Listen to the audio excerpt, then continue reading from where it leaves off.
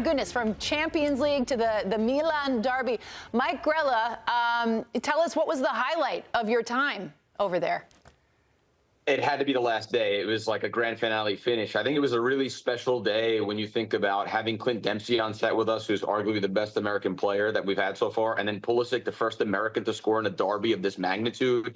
Then we had Fonseca on set as well. And it just felt like such a grand finale finish. And Milan plus 360 going into that game and somehow finding a way to win was just outrageous. And it was such an experience. I mean, even Tammy Abraham himself, who we interviewed after the game, said this was a really, really special night, and he's never seen anything like it himself. And he's played in the Rome Derby, by the way. So, Grella, now that Christian Pulisic has scored in this big match, Milan wins. Is Fonseca safe? What did you get a sense for the Milan fans after a massive win like this? Because it feels like he panicked a little bit, just saying, all right, I got to change things, change the formation, and all of a sudden, Milan looked a lot better.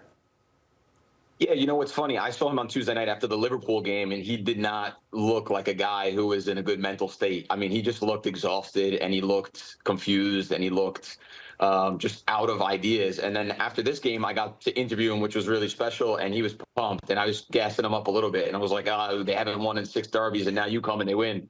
And he was very happy. You could almost feel the pressure and the tension off of his back. So it was a really special moment for him. And the way the guys celebrated was nuts. Like, you would never have imagined guys who have won a lot of things, guys who have won Serie A's, guys who have been in huge games, the way that they were celebrating and the way that what it meant to them. I mean, they were celebrating all the way back into the press room. It was such a big moment for Milan and so unexpected. And they really needed this. Fonseca definitely needed this. So could we possibly call it a turning point, or might it just be a blimp in the season that Milan has been showing so far? I think you mean a blip. I think, yeah, not as big as a blip. I got you, Nico. I got you, my guy. I know what you're saying. I think it's a turning point, and the reason is this: they had an awesome preseason. People forget they were competing with Real Madrid. They were beating Chelsea. They looked really good. Played against Man City and got good results. So the thing is in this game they were a little bit more pragmatic. They kept their fullbacks more at home. They played with 2 strikers, albeit Morata was more a false 9. He admitted that after the game. So I think he's still learning how to tweak certain things because they have a good team. And coming into the game last night, they still scored the most goals in the Serie A along with Inter. So they're scoring goals. It was just always a matter of defensively, could they be capable? And I think he made tweaks, and I think you got to give him time. Looking back at it, there's tied on points now. The criticism was a little bit unfair. So I think it's a major turning point for Milan and for Fonseca. I'm going to say something to you I never thought I'd say. One, you look good in a skirt. I saw the segment where you guys got your little fashion makeover. Buddy, you killed it. Here's the other thing I'm going to say. Another change that I thought was positive was I saw your interview with Fonseca. He called Morata, what, a 9.5? Do you think this is the way? Do you think this is the way forward for them? Do you think this leads to some success? Or do we think that the Fonseca is still on the hot seat? There's still a lot of questions. I mean, listen, it was a major moment again for him, and I think it's a springboard. But if let's say he comes out of this and starts getting poor results right away again, it's going to be difficult. But I think that the tweak that he did with playing Morata or any of the strikers that he has there, he has now a few options up top. That playing them in that sort of half position that they go back deeper into the midfield and mark the number 6 of the opponent. And keep the fullbacks a little bit more at home. Also, Royale was in for Calabria, which I thought made a difference. So, and Gabbia was in for Pavlovic, which also was interesting. So I think that Fonseca needs time. I think it's a springboard, and I do think from here Milan will kick on because they've had a really good 2, or you want to call it 2 summer transfer windows, but 4 of the last windows have been pretty good. They've spent $1 million of 90 million net, and they've got some really interesting pieces. So, in looking at that setup, I look at Alvaro Morata, and it's not necessarily playing to his strengths. He only had 1 touch in the opposition box, and that's a player that thrives in the box. He's one of those players who makes great runs and is expected to finish, not necessarily a part of the build-up play. But if you are to assess Christian Pulisic, because, Grella, I know you've watched him over the years. You've seen how he's kind of adjusted to Serie A play last year. What would you say about his performance yesterday? What did that do for him, and what did that do, I think, for the people that are covering the sport, watching the sport, and seeing Christian Pulisic thrive with this Milan side? I think sometimes you want to just grab Pulisic and shake him and say, do you know what you're doing? Do you know what you're accomplishing? He's breaking down barriers and records and walls that have never been even touched before. He's the first American to score in a derby. He was fantastic in the first half. The pressure and the tension that went into this game, and this is not just a tap-in goal on the weak side. And I said this last night, this is a phenomenal goal where he's breaking lines, where he's pacey, he's sharp. And I think he was the best player in the first half for Milan. He did fade away a little bit in the second half. There was a moment where he was in a great spot and could have been square. If Leao squared the ball to him, he would have had two, and that game would have been put to bed a little bit earlier. But I thought he was fantastic. And then I also asked Fonseca about him, and he said, look, he's a guy that's very important for this team, and I think he's an awesome player. So, Grella, in saying that, Leao, he looks pretty selfish.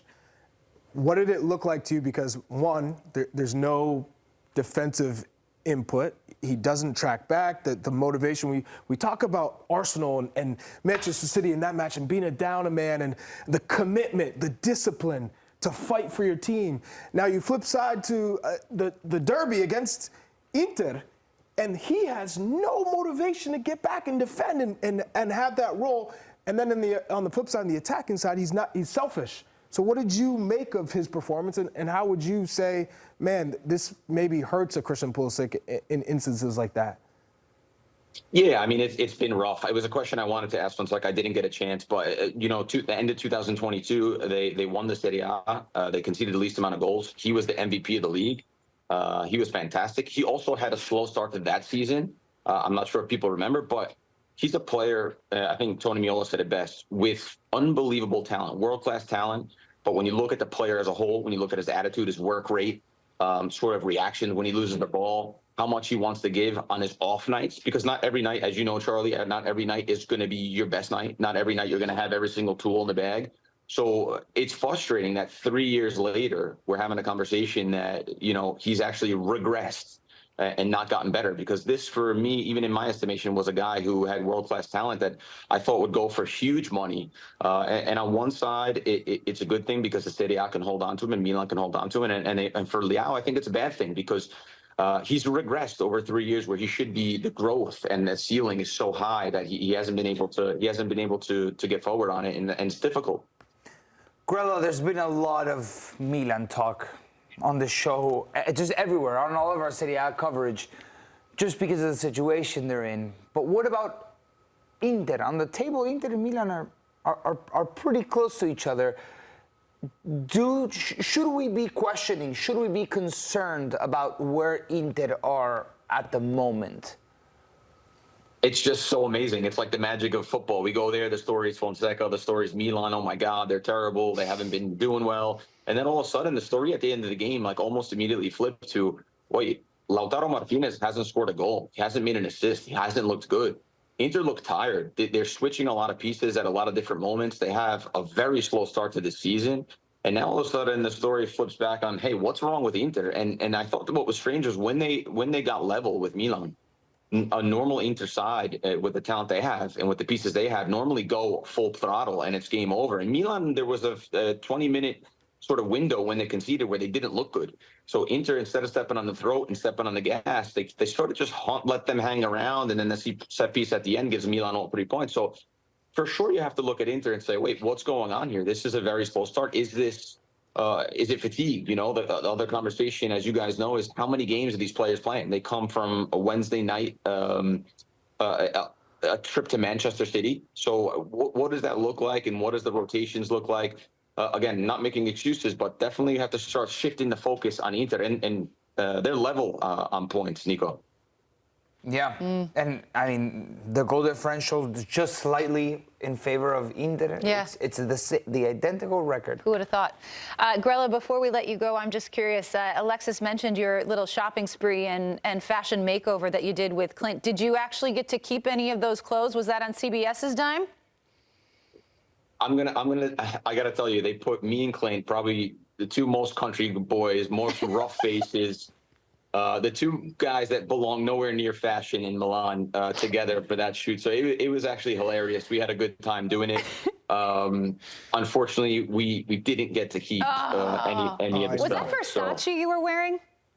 There was Sue. There was Versace, Dolce Gabbana, Balenciaga. I don't know if you saw that Balenciaga. There's actually a full cut. I'll probably post it later of the video. It's 3 minutes long and it's really funny. I got these Balenciagas on that are like, I don't know, Shaquille O'Neal could fit into them. Unbelievable. Buddy, here's a note so for the future. good. Spill the Aperol Spritz on the clothes. You get to keep it. Oh, pro tip.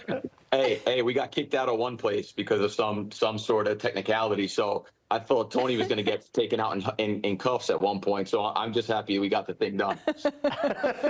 Grella, well, safe travels home. Quickly, I just want to show everyone exactly where Grella has been during the course of his time in Italy over the past week, because if you look at it, it's pretty impressive. Look at all these matches that he was at. Milan, Liverpool, Bologna, Atalanta, Juventus. What'd you do on Friday? On Friday, nothing. Just I stayed by the pool and just relaxed, and I didn't have any football on. Thank God. I just took a break from football for a day. Unbelievable. I also think you only got to see like 4 goals in 5 matches. Did you have any spectacular dinners?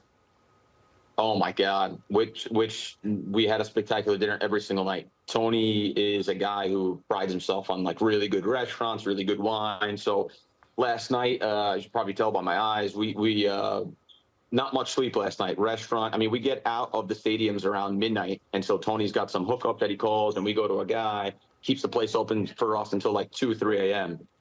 So really spectacular nights in Italy. I mean, it's sort of like a staple. Eating dinner and taking your time, like 3-hour dinner is pretty normal there. Damn, I gotta meet this Tony guy. Tony. Hey, Tony is. Is that Marco's Tony? Yeah. Yeah, I've He's heard my about Tony. he's my Tony now. He's my Tony now. Grella said, I got the plug now. Taking ownership of Tony. Grella, safe travels home. Thanks so much for taking the time. Hope to see you soon. See you guys.